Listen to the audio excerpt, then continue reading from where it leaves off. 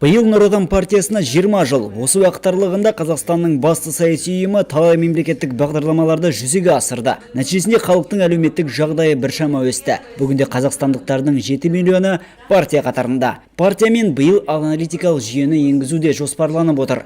Оның арқасында қоғамдық қабылдау кабинеттері бақылауда болады. Главная аналитическая структура партии Институтом стратегических инициатив была разработана и ожидается к внедрению собственная информационная аналитическая система Е-аналитика.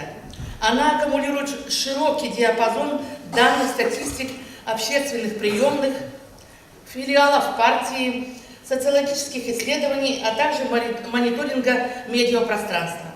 Нұр Отан партиясының жоспары ауқымды, алдағы мақсат та айқын. Ел игілігі үшін қызмет ету. Биылғы 32-ші кезектен тыс конференциясында 2030 жылға дейінгі Нұр Отан партиясының бағдарламасы таныстырылды. 2030 года. Жаңа бағдарлама 2030 жылға дейін қарастырылған. Ол негізгі 10 бағытты қамтып отыр. Бұл жолы да әр сала партия төрағасы елбасы назарынан тыс қалған жоқ. Нұр Отан партиясы қалалық филиалының кезектен тыс 32-ші конференциясында екі негізгі сұрақ қаралып, сөз алған шаһар жетекшісі Марат Тасмағамбетов саяси ұйымның маңыздылығын тағы бір айқындата түсті. Сделано очень много.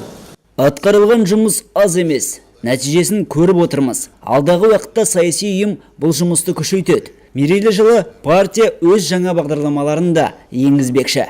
Жиын соңында партияның облыстық филиалы өткізетін конференциясына мүше болатын 60 делегаттың тізімі нақтыланды.